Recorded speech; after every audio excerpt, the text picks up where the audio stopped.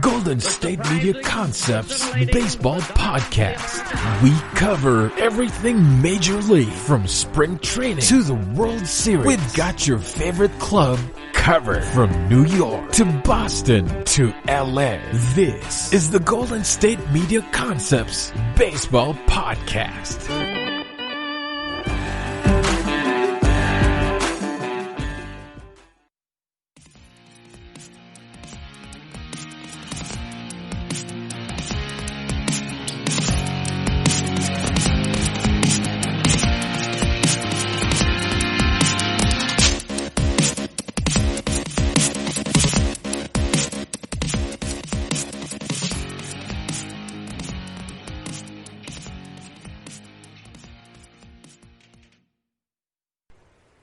Alright, thank you everybody for tuning in to the GSMC Baseball Podcast, brought to you by the GSMC Podcast Network. I am your host, Evan Worley. We are back with another episode. I am recording this on Thursday, August 27th. I can't actually even begin to believe that September is next week. The concept of time just doesn't really seem real to me anymore. I was just driving around and my sister told me that middle schools were back in session, and the thought didn't even cross my mind that kids were going to be, back in school around this time. And then I thought about it and I'm like, oh my God, September is in a week. It's so crazy to me because September is normally for baseball at least, we're still wrapping up, getting ready for the playoffs. It's the last month of action before the postseason. But then it's I'm watching the NBA, and it's like I'm watching NBA games in August, and there's going to be NBA games in September, and it really just doesn't make sense to me. And the whole concept of time is weird, because you got basketball, you got baseball, you still got hockey. You got, for the most part, you have NCAA football coming back. You got the NFL, it's coming around the corner. It's kind of weird to think about all of this is happening at once. And I hope you all are gearing up to have a good weekend. I know that the state of society is a little weird, and when I signed up to do this show, I had to promise that I wasn't going to politicize anything and keep my own views of the world out of the show, which I've done a pretty good job of doing. I don't really force my issue. If I have a particular disdain for a team or something like that, I've tried to do my best to hide it. I've gotten some feedback saying that it's good to hear that I have positives for every team, and I have some negatives for every team out there. But yesterday was a weird day. I was really excited. It was the first start for Ian Anderson. He threw an incredible game. I was really hyped on that. And I saw all of the, pitching matchups for the rest of the day. The matchups, it had Kershaw versus Gosman and all these, all these good matchups. And, the NBA, the playoffs were coming on. I'm a huge NBA guy on top of baseball, so I like to watch both kind of simultaneously, kind of tune in and out and just catch everything that's going on, because I really do care about sports. And they were just not playing, and I'm not here to preach. I'm not here to try and steer anybody's thought process in any way. But it's just sad, it's just sad to see everything that's going on, that we're still here at this point, and to see that, we have players walk off the court. You have I mean, even commentators, like they had Kenny the Jet Smith on, my favorite show on television right now is Inside the NBA on TNT. I think that's the funniest show not on MLB Network. I really enjoy Kevin Millar and Chris Rose on Intentional Talk, and anything that Kevin Millar really does, I think he's hilarious. And then, the basketball version of that, I feel, is Inside the NBA. When Kenny the Jet walked off, it really did kind of hit, and it was really strange.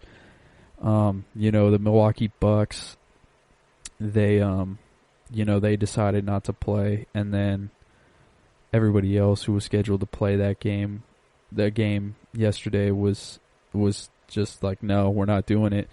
And I don't blame them at all. It's just really weird to see. And then with how that affected baseball, how teams were like, the Mariners have the most black players of any team in the major leagues, and they decided, they're like, no, we're not going to play. And there are some people like the Cincinnati Reds were playing the Milwaukee Brewers yesterday, and Amir Garrett, he said that he was thinking about not playing. He was thinking about not, he said he was struggling coming to grips with putting a uniform on and going out there and playing, and he was going to have a talk with his teammates. But the Milwaukee Brewers said, like, the Milwaukee Bucks didn't do it. We are Milwaukee. We're not going out there. And it was good to see, because it showed a form of solidarity with everyone. Because Amir Garrett was quoted as saying, he said, quote, "A weight was lifted off my shoulders right there. I was contemplating not playing yesterday because of what the Bucks did, and for the Brewers to say we weren't playing, that made it so much easier." He went on to say, we have to come together as one. I'm still working on myself, trying to figure out what I have to do. Where do we go from here? It's time to look in the mirror and say, what am I going to do? And with something like that going on, it was a brief kind of snap of a finger showing that, there is something more going on. And you have to, like, for me, I was caught in the trap of, oh no, sports are gone again. It was like, that moment where I saw Mark Cuban read the text. That is forever lodged in my brain on, I think it was March 16th, where, the Dallas Mavericks were playing, and the news broke out that Rudy Gobert tested positive, and the NBA was postponing everything. And it was the questions going around, like, what's happening, what's coming on next, what's going on. And all the reporters, they weren't reporting about the game, they're reporting around the state of America and the state of the NBA. And it's just that visual of Mark Cuban looking at his phone, seeing the text that the season's postponed, and he flew back in his chair, was holding his head like he couldn't imagine it. And it was like, that's kind of how I was when they started to boycott. I was like, oh my God, like, is the season gonna happen again? Like, are they gonna actually, go on with it? Is what's gonna happen from here? Like, and then I had to stop myself and realize, like, this is more than sports, and this is more than something that, we have to handle it.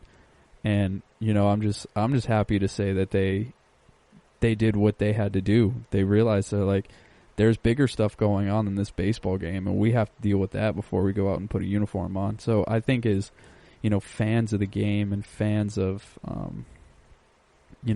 sports in general, it's like everything that we're seeing, we should be, I shouldn't say that we should be. I'm saying that, at least from my perspective, I'm happy that this is happening, and the players are taking it, amongst them, like, just taking the bull by the horns of being like, no, we're going to do this.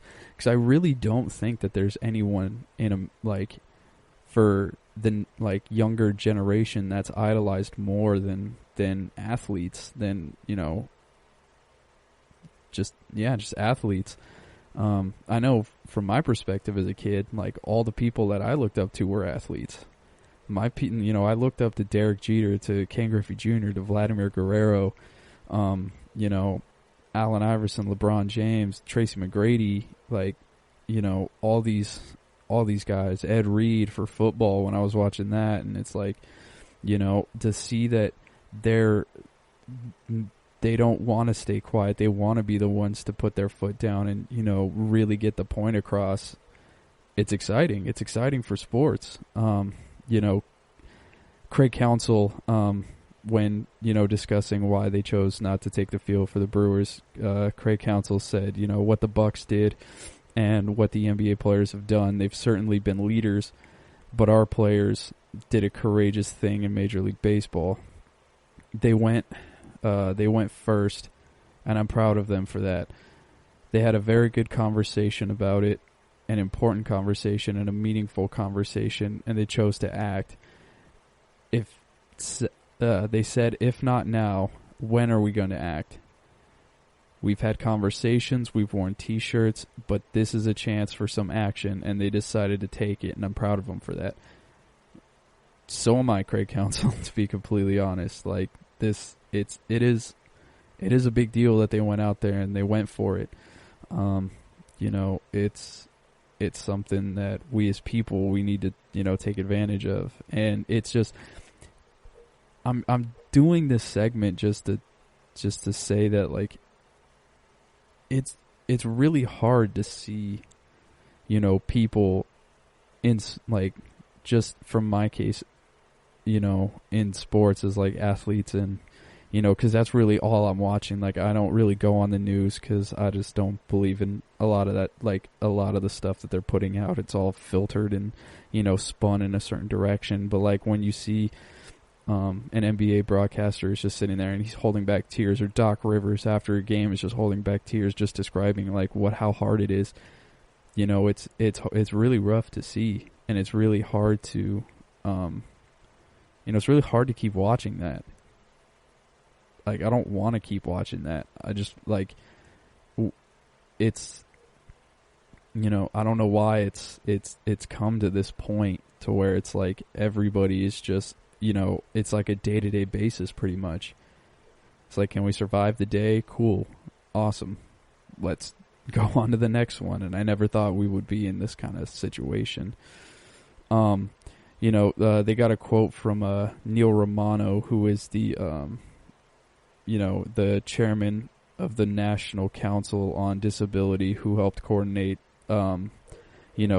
efforts with the trainers who are focusing on mental health issues. Because another thing, obviously, this is a baseball show, and I don't want to speculate that every single one of you watches basketball too, but like there was a huge thing going around sports with Paul George being in the bubble, and he said he just wasn't there. He came in and, his headspace was a little foggy, and, he wasn't focused on everything that he could have done to, help the team win. And he's been playing pretty poorly, since the playoffs started.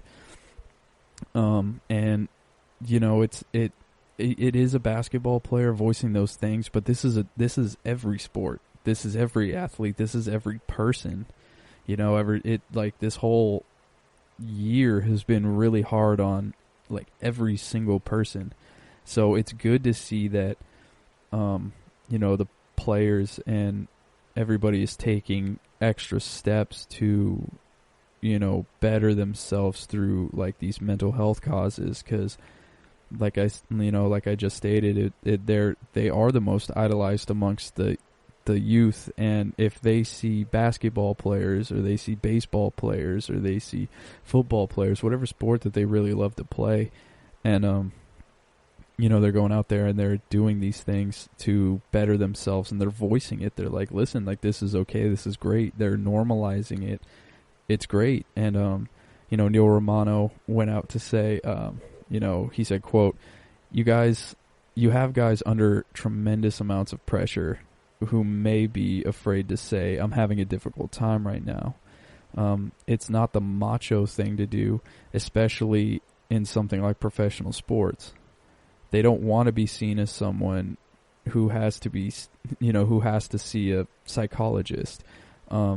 there are no issues that should not be talked about, accommodated, worked on, and destigmatized. It's something that the MLB is putting forth to better the game, and I feel like this is only going to better the game. Just being able to go and do something so freeing as seeing a psychologist and, just getting everything that, you have bottled in off your chest. It feels, I know from personal experience, it feels really great. And the fact that, sports is starting to put these guys in the positions to just get that on a regular basis, and especially Major League Baseball, because I feel like Major League Baseball is under the most pressure right now, because not only, I only feel that way because, the NBA, they're in a bubble, they're in one area, everything's pretty much regulated for them. Like the MLB, they're still traveling, they're going through constant different levels of exposure and flying and playing a ton of these games, and they still have like Mike Trout, and there's been a few other players as well who have have had kids, and they're really exposing themselves to the pressure, to the to the elements during the pandemic, and it's really it's really a huge sacrifice, and that could be incredibly stressful, because not only in the case of like Mike Trout, for example, his team is underperforming. The Cardinals beat him to 10 wins, and the Cardinals didn't play a game for 2 weeks. Like it's bad out there in Anaheim, and he's probably going to have to stay a couple weeks after the season's over before he can even go see his kid and stuff like that. So I understand the stress, and I'm glad that the MLB is taking steps, and I'm just glad that we're actually doing something, and it's really nice to see. When it comes to the season, it looks like, from my standpoint right now, the season does not look like it is in question, because I was checking the schedule as I was taking my notes for this game or for this podcast, and there's all the games that were canceled yesterday. The double headers are scheduled for today as we speak. I think 2 of them are getting played right now. I'm not really sure which, but they're making up the game from yesterday, so it looks like they're going to keep moving forward.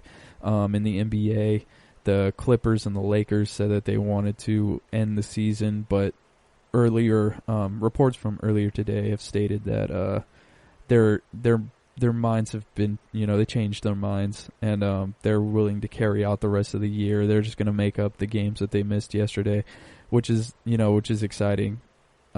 It's just, we still get to have sports, and it's just going to be pushing everything a lot more, and it looks like everything surrounded by the world of sports is going to be getting better, and I'm excited to see where it goes from here.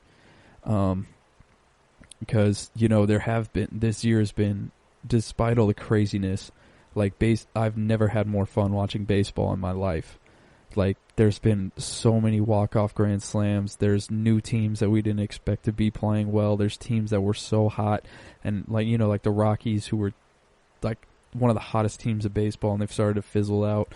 And then, right as they started to fizzle out, the San Diego Padres are on the up and up, and we've had the Toronto Blue Jays aren't out of it. The Baltimore Orioles have been killing it when they look like they were the worst team in baseball. The San Francisco Giants were supposed to struggle. They've won 7 games in a row going into today's doubleheader.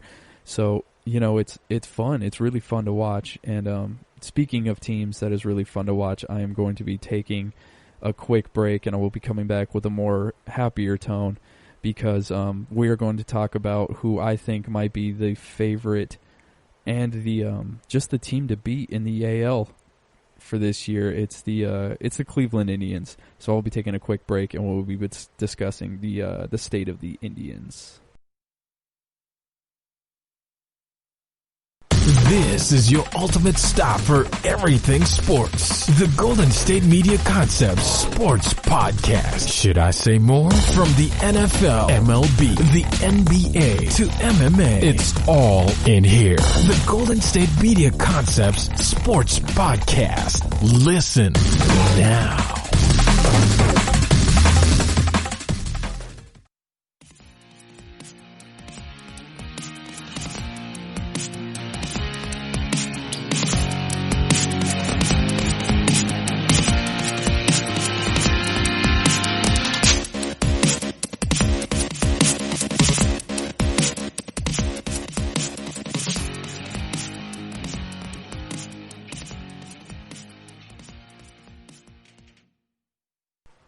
All right, everybody, and we are back. So I hinted in the end of the last segment that we were going to talk about the state of the Cleveland Indians because I'm not sure if everybody here is aware, but Mike Clevenger, who was at the forefront of a lot of controversy with the Cleveland Indians organization. He entered the game on Wednesday and threw a pretty good game to beat the Minnesota Twins and have the Cleveland Indians really gain ground on the Minnesota Twins and really push forward in the AL Central. And I was reading up about just how everything went, and because we see it from an outsider's perspective, but I would like to get to hear from an insider's perspective, like how did the game go? How did he act? Did he act differently? Because there's definitely something that that you could tell that he was acting differently because he's normally really vocal, really out there, really in people's faces, high-fiving, very energetic, but he seemed to be very to himself and very very like just calm, and you can tell he's not acting like himself because I feel like he feels like he's really in that hot water and anything could change at any moment. He was quoted as saying, every pitch is going to mean something, and I was trying to stay away from just trying to do well for my redemption. He's out there, obviously he's trying to, be in good graces with his teammates because of, what the whole Chicago incident. And, but, so he went out there, he did struggle through the first 2 innings. He gave up a couple of runs, had some walks, but then he settled in to toss. He went 6 innings, allowed 2 runs, had 6 Ks. He didn't get the win because as he left the game, they gave up a single to tie it, and then they ended up taking it over late to take the game and ultimately take the series from the Twins at home at Progressive Field. Sandy Alomar Jr. was quoted as saying, normally Clevenger comes in and is giving high fives to everybody. He was more quiet today. He wanted to make sure that he's accepted by the guys, and the guys did. I don't know if he carried that to the mound for his first couple innings, but after a while he settled down and was the same guy, but the guys did a good job of accepting him here. So from what Sandy's saying, it's he was out there and he seemed like he was in a funk because he wasn't sure of how he was going to be accepted back, which kind of goes back again to I think that, to the mental health thing at least.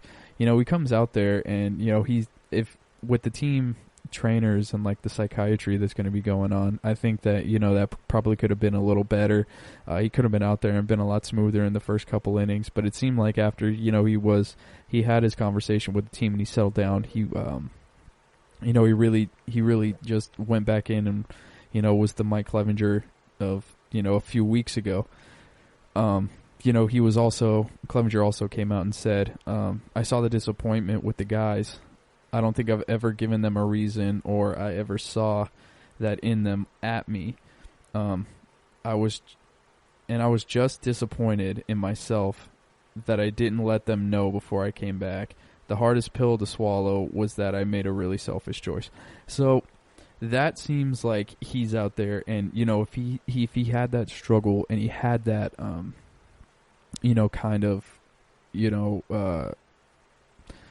that falling out with the team, I guess, and it really hung with him, and it really hindered the way that he was able to pitch in the first couple innings until he realized, like, okay, everything's going to be all right, and he went out there and he settled down and had a great game.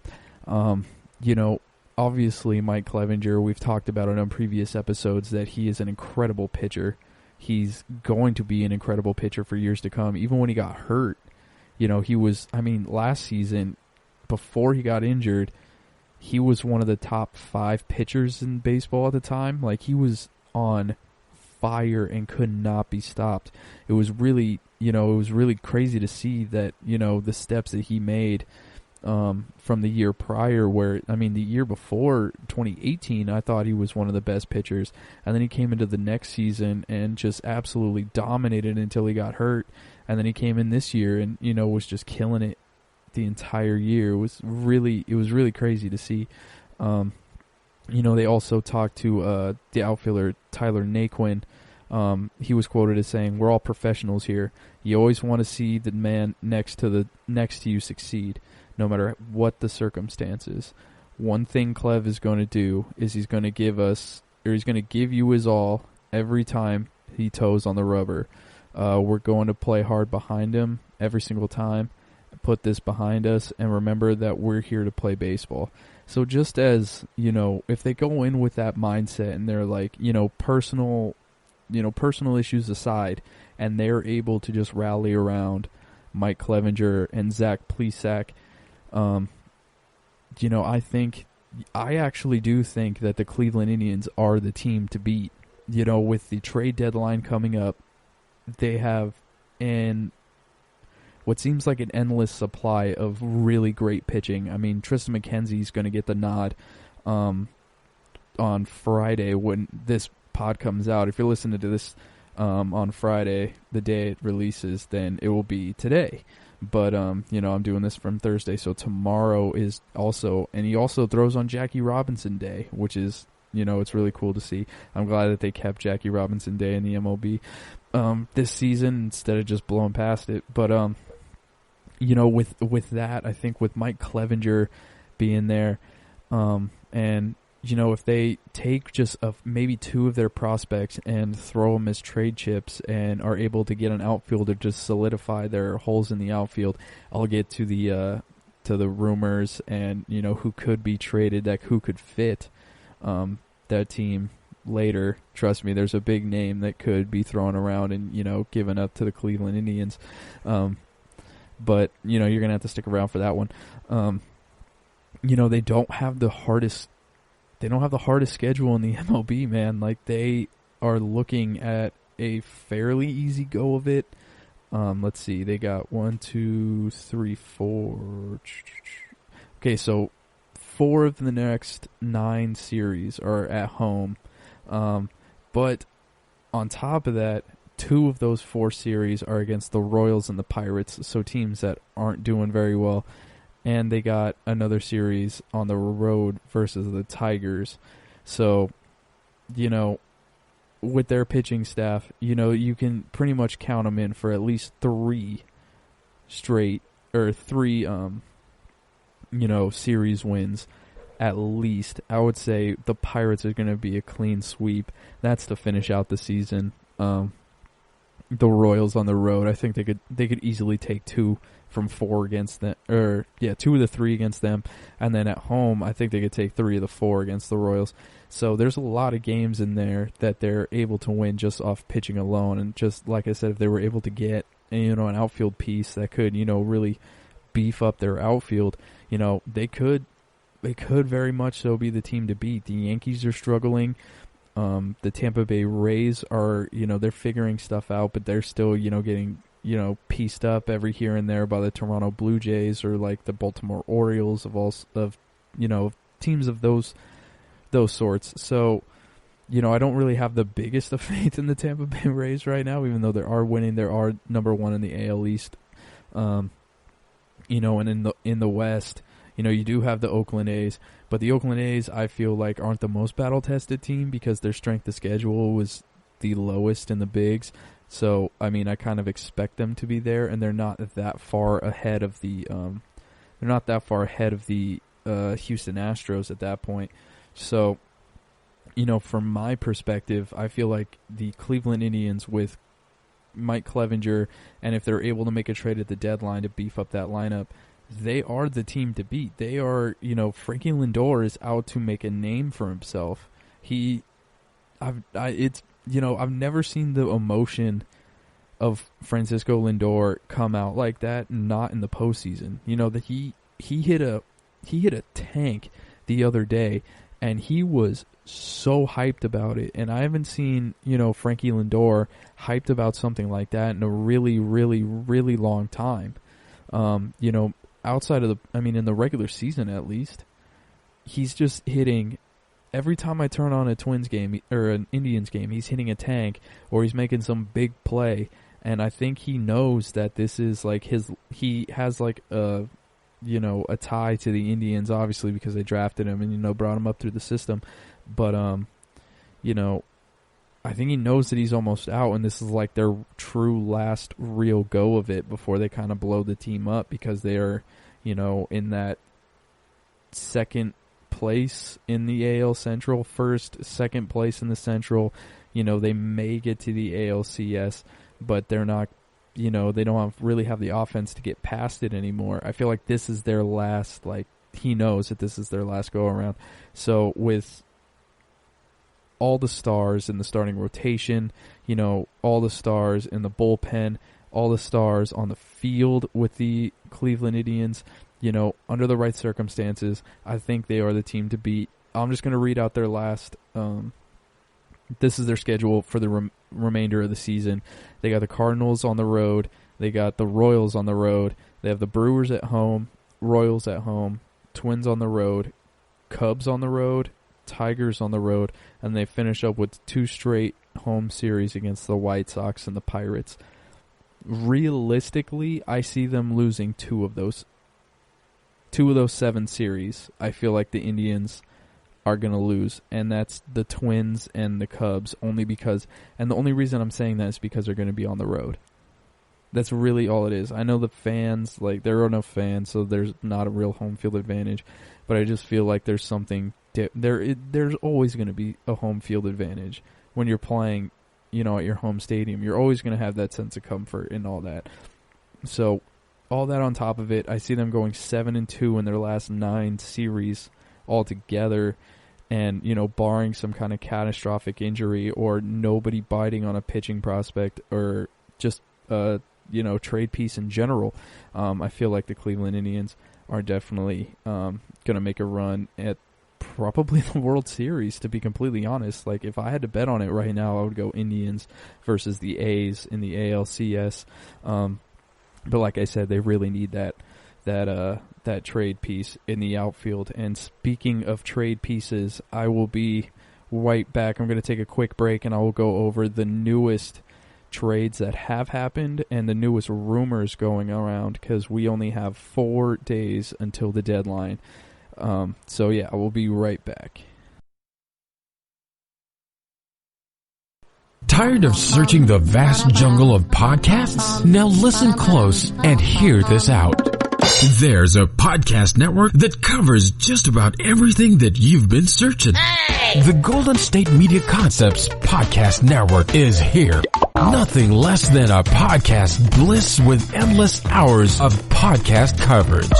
From news, sports, music, fashion, cooking, entertainment, fantasy, football, and so much more. So stop lurking around and go straight out to the Golden State Media Concepts Podcast Network. Guaranteed to fill that podcast itch. Whatever it may be. Visit us at www.gsmcpodcast.com. Follow us on Facebook and Twitter, and download us on iTunes, SoundCloud, and Google Play.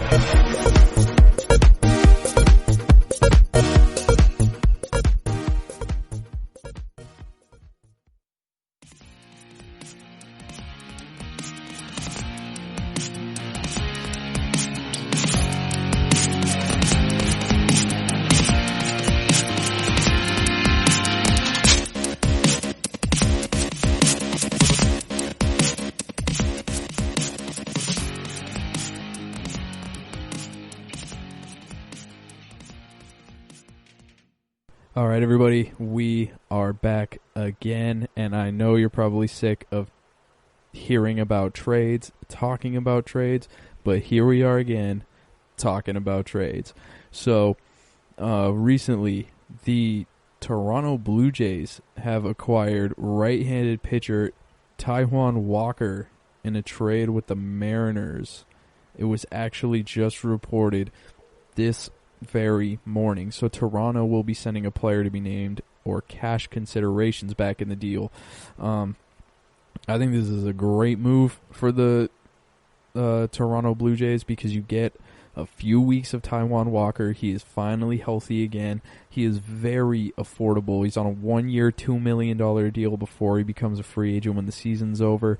And I'm sure if he throws pretty well to end the season and, they are able to make the playoff push that they are looking to make, I feel like he's gonna get paid a pretty good chunk of change from the Toronto Blue Jays for him to come back, because the Blue Jays have been looking to beef up their pitching. Obviously, their pitching has been, it's like they just keep stepping on like landmines, and like every pitcher is just going down and going down and going down and going down. So yeah, they're doing everything that they can to beef up that starting rotation, and it starts off with Taijuan Walker. Other news: so the Tampa Bay Rays have acquired outfielder Brett Phillips from the Kansas City Royals in exchange for utility man Lucius Fox. Phillips, he's a 26-year-old. He spent parts of the last 4 seasons in the majors with the Brewers from 17 to 18 and the Royals in 18, 19, and 20. He's a career 205, 282, 344. He hasn't had that many options. He's only had 317 career at bats, and he's got 9 homers, 31 RBIs in just 136 games as a major leaguer. He spent most of last season in AAA Omaha, where he didn't do much better. He had a lot better like power numbers, but just like his slash line wasn't too much greater. He had a 240 batting average, a 378 on base, and a 505 slugging. He went 80 for 333 with 18 homers, 54 RBIs, and 22 steals in 105 games. So the Rays are looking to add a little bit of something to their outfield, hoping that, they're able to use their sabermetrics team most likely to, really dig in and get Brett Phillips to, really find something that he didn't know that he had, and, could be a real power threat for the Tampa Bay Rays moving forward. As for Fox, he's a 23-year-old utility man. He spent last season, kind of moving between AA Montgomery and AAA Durham, where he batted .221, had a 331 on base, and a 327 slugging. So you're not going to get much power out of the guy. But he had 3 homers, he had 34 RBIs and 39 steals. So he definitely looks like someone who can, who can play that Royals type of baseball, because the Royals are more of a speed kills type of team. And, it worked for them those 2 years where they went to the World Series back-to-back. But, it looks like it kind of took a turn for the worse in the last few years. But, they have a type. They want to put speed on the base pass, and they want to kill. So, it's probably a good pickup for the Kansas City Royals. It'll be interesting to see how much longer it takes before we see Lucius Fox in a Royals uniform. And on another side note, this is the first trade between the Royals and the Rays since 2012, where the Rays acquired Will Myers, Jake Odorizzi, Mike Montgomery, and an infielder, Patrick Leonard, in exchange for James Shields, Wade Davis, and at the time, a player to be named later, which turned out to be an infielder, Elliott Johnson. So the last time these two teams made a trade, it was a blockbuster deal. So let's obviously, we're not jumping ahead of anything saying that Brett Phillips for Lucius Fox is going to be, any blockbuster deal. But, it definitely has, they have something going for them at least, especially, if we go towards history. Here's a player. We're going to move into rumors now, but here's a player that I feel is the number one target, who should be the number one target for the Cleveland Indians, and that is Yankee outfielder Clint Frazier. Now, Clint Frazier was quoted as saying, "I've mentioned earlier, I'm done trying to play GM, but obviously it's not a bad thing if my name's getting mentioned in trade rumors. Maybe it shows the interest of other teams and possibly wanting to acquire me." Now, I think with Clint Frazier, you can give up a very solid, pitching piece. maybe someone who is established in the league right now, maybe someone, maybe like a Savale or maybe you give up Plesac. Clint Frazier isn't someone that's going to take, it's not going to be a big name guy. You're not going to see a Clevenger for Frazier straight up, so you can kind of get away with like a prospect or probably a 3rd to 4 starter, which is a normal 3 to 4 starter is probably a 5 to 6 starter in Cleveland if we're really being real with ourselves. So I think that they can find a way to get Clint Frazier into Cleveland and just give him more at bats. He doesn't really have the service time. He doesn't really have like the consistent playing time to really see what Clint Frazier's all about. He's been able to really raise eyebrows and really like garner a lot of attention through just playing very sparingly with Stanton being hurt and Judge being hurt, and this probably won't be the best time to get him out of the Yankees organization, especially with Aaron Judge going right back on the IL right after he got off, which seems to be exactly what happens with him every single time he gets on the IL. I know earlier in the year I was saying it was just a matter of time before one of them gets on and off the disabled list, and what do you know, both of them are on there. So I would definitely look for Clint Frazier to the Cleveland Indians. I don't think that would be a bad deal at all. I think it would be a great acquisition. And another outfielder is actually been cycling in the trade rumors, a player that is not who's not been with his team very long, and he is one of my favorite players in the MLB. I love watching him. I loved watching him in Toronto, and that is Kevin Pillar. Anybody who knows me knows that Kevin Pillar is one of my favorite outfielders. I cannot really tell you why. He just is so... I just love Kevin Pillar. He plays so hard. He goes after every ball. He's one of the best defenders in the game. I love watching this guy, even though he's played for 2 teams that I really don't care watching, with the San Francisco Giants and the Boston Red Sox. But he's got me tuning into Red Sox games. I watched a few of them this year. Granted, the Red Sox are terrible, but I will watch. I don't care what team he's on. I don't care what uniform he's wearing. I am watching Kevin Pillar. It looks like he could be coming to an end for him in Boston. The club's looking for... they're looking towards the future. They're pretty much, shopping everybody. I mean, if Xander Bogaerts is being, tossed around in trade rumors, I feel like anybody could be tossed around in trade rumors in a Boston uniform. They're got a 10-21 record.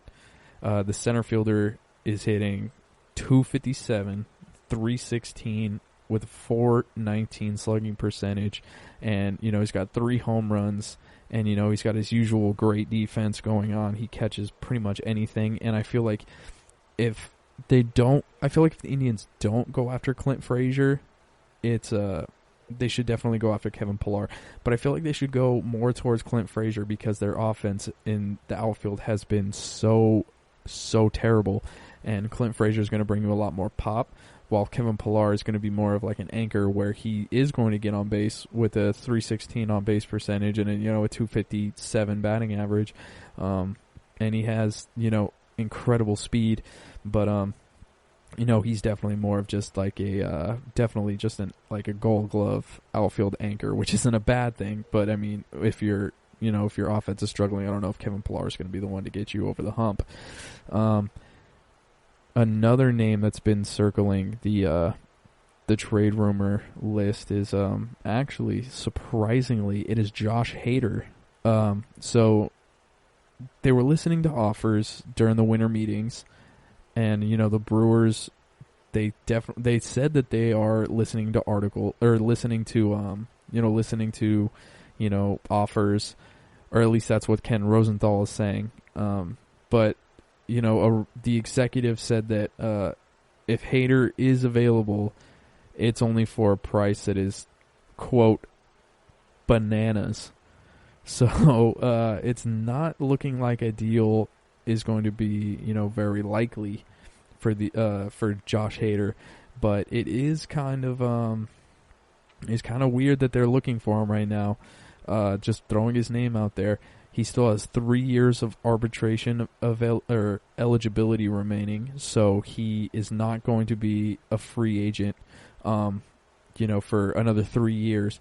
He's just going to go to arbitration, and he's under control by the Brewers organization for 3 years. So it looks like he could, get shopped in the next few years if they're not actually going to reach an extension.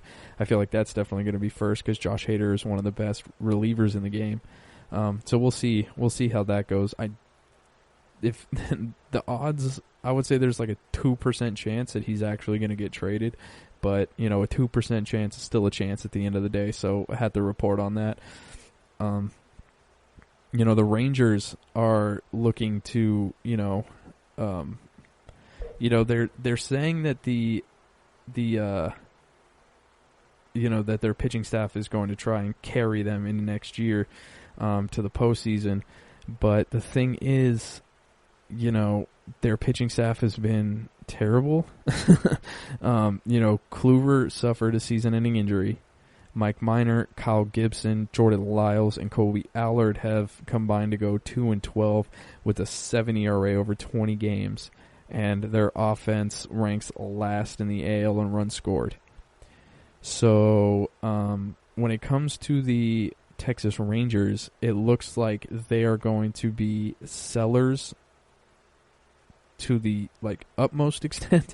Lance Lynn's name has been thrown around a lot. Lance Lynn is probably one of the best pitchers in the game, but if you have one great pitcher and nobody really to help him around him, then you're just wasting time when you could get probably 3 to 4 players. Like realistically, the way Lance Lynn is throwing, it looks like you can grab probably 3 to 4 pitchers, or 3 to 4 players just off of him in general. So it's going to be something that we're going to see the Texas Rangers doing. Like, who are they going to sell? It's not if they're going to sell, it's who they're going to sell. Going to the Giants. Now, the Giants are in a weird spot again. So the Giants were looking like they were entirely selling. There was no chance that they were going to, make a run for anything. And I'm like, and then they go on this crazy win streak, and now they're few days away from the deadline, and they're just not sure. They're placed themselves in a position to where they go, are we trading a big-name guy? Are we not trading a big-name guy? Are we buyers? Are we sellers? What are we doing here? And surprisingly, I'm not talking about 2019. I'm talking about 2020 also. They've done it again. Their future's in a weird spot, They have some attractive veteran trade chips that could, get a future asset, kind of like an Evan Longoria type of situation. They could trade him away. They've won, but, San Fran has won 6 straight games. They're 14-16.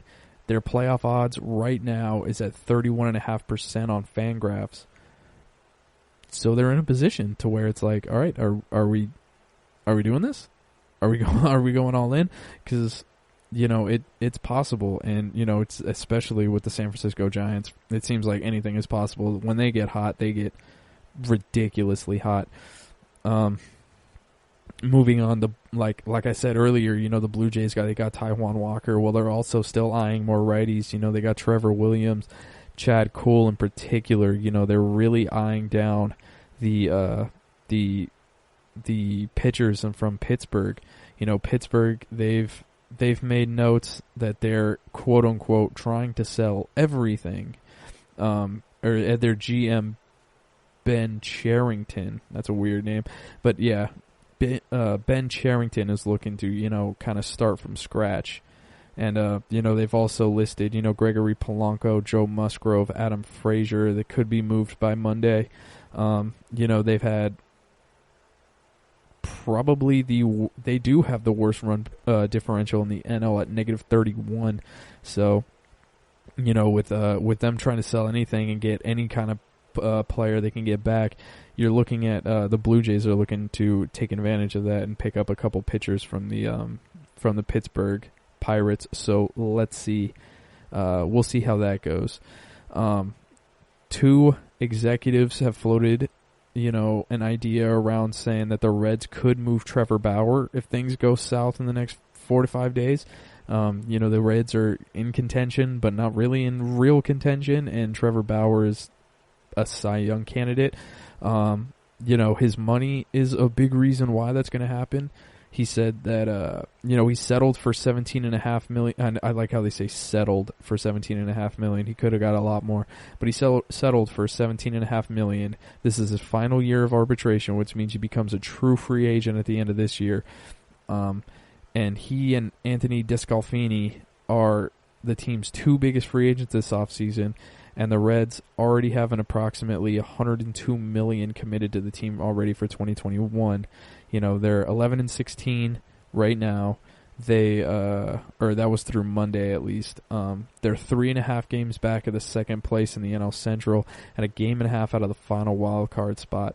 But I still don't think that's enough to keep Trevor Bauer, especially if he's kind of a loose. You never know what you're going to get with Trevor Bauer. So unless you're able to get him to sign an extension during the middle of the season, I don't think that you're going to be able to, really swindle him in free agency. He's kind of, can go anywhere. So if I was the GM of the Cincinnati Reds, I would be, they bought pretty low for, Yasiel Puig and another guy. They bought very low.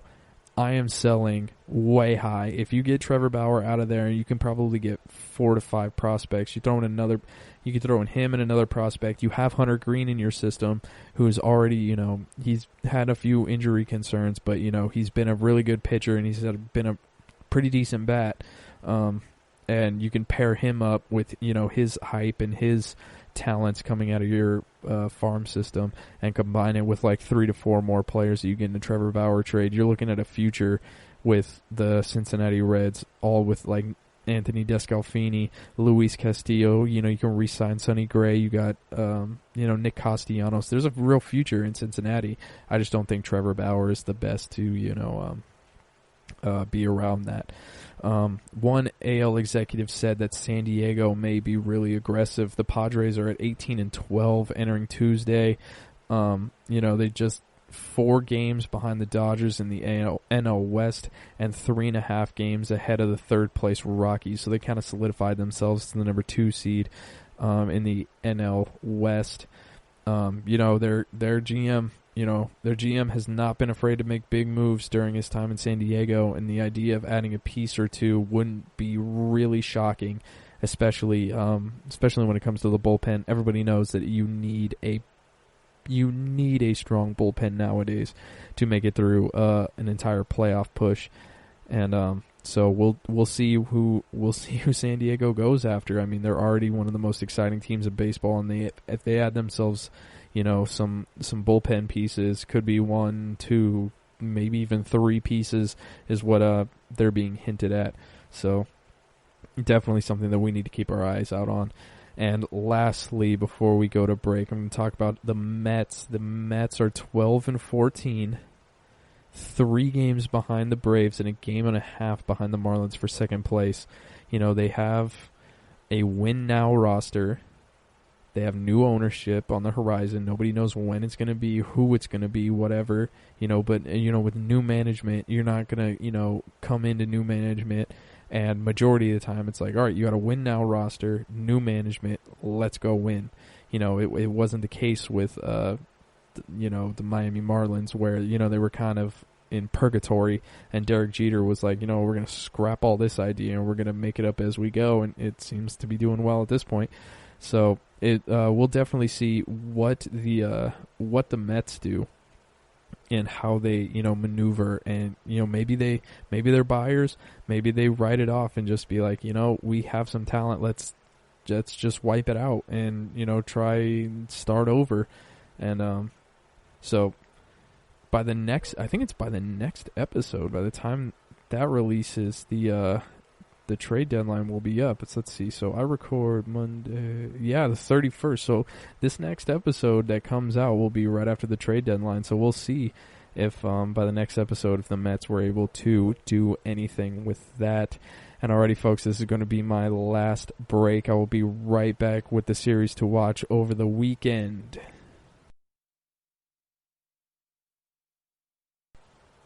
Want to know the latest in soccer? Then listen to the Golden State Media Concepts Soccer Podcast. From MLS, the World Cup, and the Premier League, we've got you covered. The latest updates, the hottest matches, and news on the league's top players. It's the Golden State Media Concepts Soccer Podcast. David Beckham scores the goal to take England all the way to the World Cup finals. Listen now.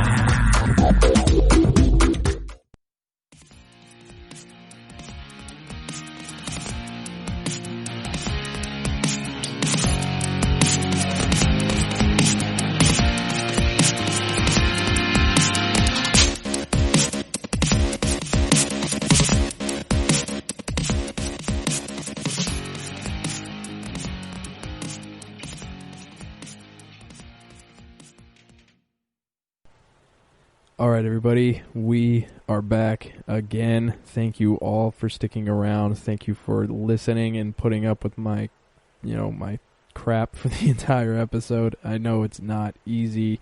I appreciate everybody who does and everybody who, tunes into these episodes. I really appreciate everything that's been going on, and all the support. So, you guys know how I like to end the show. I'm going to end it with the series to watch this weekend. So basically, there isn't much here that looks very exciting. I'm going to give you 5 that are at least on my radar to watch this weekend. And I'm going to start off with the Yankees and the Mets. So this series was wiped out last weekend due to, COVID precautions. They're playing double headers all weekend. Let's see. Nope, it looks like it's just on Friday. So they have a double header on Friday. This is big for the Yankees. So the Yankees have been going through a ton of injuries. They've had a ton of problems this year. They are 8, and I think they're 8-10 or 8-11 versus teams not named Boston this season, so they have been struggling hard, and they need to take advantage of this series to really, solidify themselves, and because their schedule gets significantly easier in 5 days, but they really need to, turn it around and get out there and start, building momentum for when that schedule finally flips and they go into the easy part, because, the Rays are a rather hot team. So this is a big series for the New York Yankees, so we'll see how they handle this. Next up, I got the Braves versus the Phillies. Now, the Braves, they have been kind of struggling. Their pitching is gone. They've had pitchers go down. The emergence of, Ian Anderson and his start yesterday was incredible. We'll see how that goes, if he's able to throw it away, or if he's able to, come back and throw like that again.